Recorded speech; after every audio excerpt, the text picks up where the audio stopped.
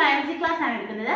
കഴിഞ്ഞ ദിവസം the living world എന്ന് പറയുന്ന ചാപ്റ്റർ നമ്മൾ കംപ്ലീറ്റ് ചെയ്തായിരുന്നു. അപ്പൊ ഇന്ന് നമ്മൾ നോക്കാൻ പോകുന്നത് അതിന്റെ പ്രീവിയസ് ഇയർ ക്വസ്റ്റ്യൻസ് ആണ്. അപ്പൊ നമുക്ക് ആ പ്രീവിയസ് ഇയർ ക്വസ്റ്റ്യനിലേക്ക് കിടക്കാം. ഇവിടെ ഞാൻ ആദ്യം നൽകിയിരിക്കുന്ന ക്വസ്റ്റ്യൻ എന്ന് പറഞ്ഞാൽ name the taxonomical aid use it for identification of plants and animals based on the similarities and dissimilarities. അതായത് സിമിലാരിറ്റീസിന്റെയും ഡിസിമിലാരിറ്റീസിന്റെ അടിസ്ഥാനത്തിൽ പ്ലാന്റ്സിനെ ആനിമൽസിനെ ഐഡന്റിഫൈ ചെയ്യാൻ ഉപയോഗിക്കുന്ന ടാക്സോണമിക്കൽ എയ്ഡ് ഏതാണെന്നാണ് അത് കൊടുത്തിരിക്കുന്നത്. ടാക്സോണമിക്കൽ എയ്ഡ് എന്ന് പറഞ്ഞു കഴിഞ്ഞാൽ നമ്മൾ കഴിഞ്ഞ ക്ലാസ്സിൽ പറഞ്ഞായിരുന്നു അല്ലേ, എന്താണ് ടാക്സോണമിക്കൽ എയ്ഡ് എന്ന് പറഞ്ഞാൽ?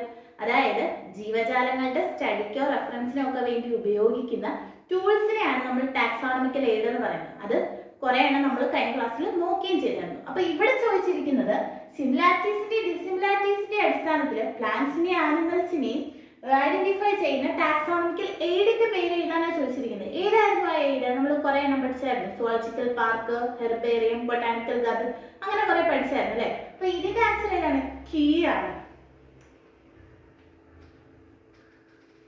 അപ്പൊ കീ ആണ് എന്തിനു ഉപയോഗിക്കുന്ന ടാക്സോണമിക്കൽ എയ്ഡ്? പ്ലാന്റ്സിന്റെ ആനിമൽസിന്റെ സിമിലാരിറ്റീസിന്റെ ഡിസിമിലാരിറ്റീസിന്റെ അടിസ്ഥാനത്തിൽ ഐഡന്റിഫൈ ചെയ്യാൻ ഉപയോഗിക്കുന്ന ടാക്സോണമിക്കൽ എയ്ഡ് എന്ന് പറയുന്നത് ഏതാണ്?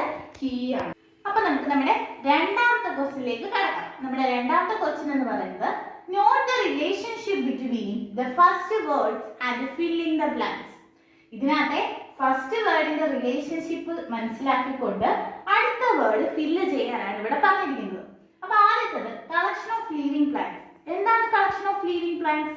നമ്മൾ ടാക്സോണമിക്കൽ എയ്ഡ് പഠിച്ചപ്പോൾ പറഞ്ഞായിരുന്നു ബൊട്ടാനിക്കൽ ഗാർഡനിൽ ജീവനോടെയാണ് എന്ത് പ്ലാന്റ്സിനെ കൺസർവ് ചെയ്യുന്നതെന്ന് പറഞ്ഞത്.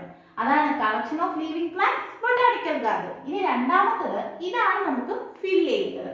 Animals kept in the protected environment. അതായത് വൈൽഡ് ആനിമൽസിനെ ഹ്യൂമൻ കെയറിൽ പ്രൊട്ടക്ട് ചെയ്യുന്നത് നമ്മൾ സൂ ആണെന്ന് പറഞ്ഞിരുന്നു. അപ്പൊ ഇതിന്റെ ആൻസർ ഏതാണ്? സുവോളജിക്കൽ പാർക്കാണ്.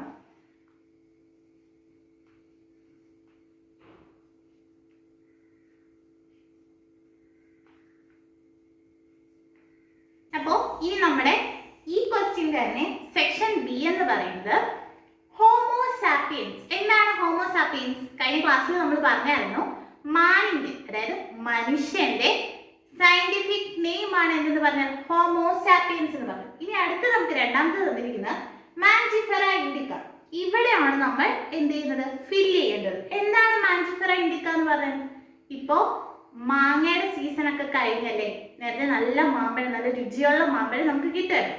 ആ മാമ്പഴം തരുന്ന അതിന്റെ പേരാണ് മാഞ്ചിഫെറ ഇൻഡിക്ക. അപ്പൊ എന്താണ് മാഞ്ചിഫെറ ഇൻഡിക്ക എന്ന് പറഞ്ഞാൽ? Mango tree.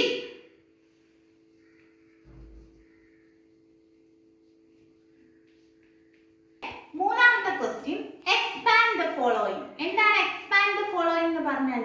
ഈ തന്നിരിക്കുന്നവയെ എക്സ്പാൻഡ് ചെയ്ത് എഴുതുക.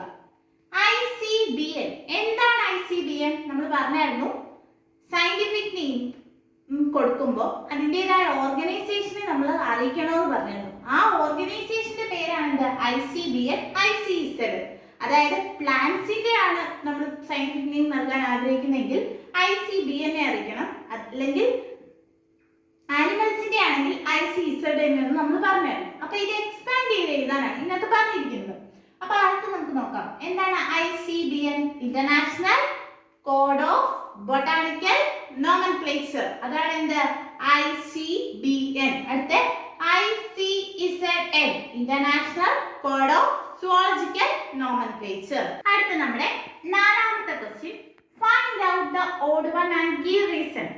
ഈ തന്നിരിക്കുന്നവയിൽ, അതായത് museum, key, botanical garden, aquarium, ഈ നാലെണ്ണത്തിൽ നിന്നും ഓഡ് വൺ, അതായത് ഇതിൽ പെടാത്തവയെ മാറ്റി നിർത്തിയിട്ട് അതിന്റെ റീസൺ എന്താണെന്ന് എഴുതാനാണ് ഇവിടെ ചോദിച്ചിരിക്കുന്നത്.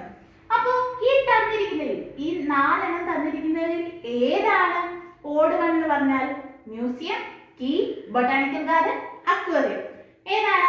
അക്വേറിയം ആണ് അല്ലെ. കാരണം എന്താണ്? ഈ തന്നിരിക്കുന്ന മ്യൂസിയം, കീ, ബൊട്ടാനിക്കൽ ഗാർഡൻ, ഇത് മൂന്നും എന്താണ്? ടാക്സോണമിക്കൽ എയ്ഡ് ആണ്. ഇതെന്ന് പറഞ്ഞാൽ എന്താണ്? അക്വേറിയം ഒരു ടാക്സോണമിക്കൽ എയ്ഡ് അല്ല. അപ്പൊ എന്താണ് അതിന്റെ reason? In here the aquarium is odd one because why? Because it is not a taxonomical aid.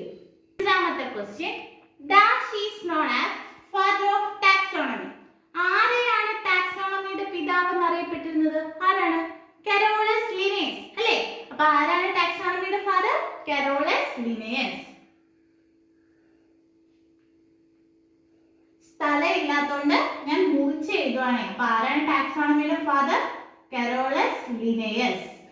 Okay, അടുത്ത നമ്മുടെ ആറാമത്തെ question, name any two taxonomical AIDS. ഏതെങ്കിലും രണ്ട് ടാക്സോണമിക്കൽ എയ്ഡ്സിന്റെ പേര് എഴുതാനാണ് പറഞ്ഞിരിക്കുന്നത്. നമ്മൾ കുറെ പഠിച്ചായിരുന്നു അല്ലേ? Flora, monograph, key, botanical garden, zoo, museum, അങ്ങനെ കുറെ പഠിച്ചു. അതിലേതെങ്കിലും രണ്ടെണ്ണം എഴുതാനാണ് പറഞ്ഞിരിക്കുന്നത്. അപ്പൊ ഇവിടെ ഞാൻ ഹെർബേറിയം എഴുതി, സൂ എഴുതി. എന്തായിരുന്നു ഹെർബേറിയം? പ്ലാന്റ്സിനെ ഡ്രൈ ചെയ്ത് പ്രസ് ചെയ്ത് പ്രിസർവ് ചെയ്ത് സൂക്ഷിക്കുന്നതാണ് എന്തെന്ന് പറഞ്ഞാൽ ഹെർബേറിയം എന്ന് പറഞ്ഞത്. എന്താണ് സൂ? വൈൽഡ് ആനിമൽസിനെ ഹ്യൂമൻ കെയറിൽ പ്രൊട്ടക്ട് ചെയ്യുന്നതിനാണ് എന്ന് പറഞ്ഞാൽ സൂ എന്ന് പറയുന്നത്. ഓക്കെ, നമ്മുടെ ഏഴാമത്തെ ക്വസ്റ്റ്യൻ എന്ന് പറയുന്നത് rearrange the following categories in ascending order. എന്താണ് അസെൻഡിങ് ഓർഡറിൽ എഴുതാന്ന് പറഞ്ഞാൽ വലുതിൽ നിന്ന് ചെറുതിലേക്ക് എഴുതുക. ഇതിനകത്ത് നമ്മൾ ഓർഡർ, ജീനസ്, സ്പീഷീസ്, ഫാമിലി ഇങ്ങനെ തന്നിരിക്കുന്നത്. ഇതിപ്പോ അസെൻഡിങ് ഓർഡറിൽ എന്ന് പറഞ്ഞാൽ ഏതായിരിക്കും ആദ്യം വരുന്നത്? അതായത് വലുതിൽ നിന്ന് ചെറുതിലേക്ക് എഴുതുമ്പോൾ അടുത്തത് ഏറ്റവും വലുത് സ്പീഷീസ് ആണ്. രണ്ടാമത്തേതോ ജീനസ്. മൂന്നാമത്തേത് ഏതാണ്? ഫാമിലി. 4 ഓർഡർ. ഇങ്ങനെയാണ് എന്ത് അസെൻഡിങ് ഓർഡറിൽ എഴുതാന്ന് പറഞ്ഞത്. അപ്പോൾ ഇത്രയും ക്വസ്റ്റ്യൻസ് ആണ് ഇന്ന് നമ്മൾ വർക്ക്ഔട്ട് ചെയ്തത്. ഇത്രയും എല്ലാവർക്കും മനസ്സിലായെന്ന് വിശ്വസിക്കുന്നു.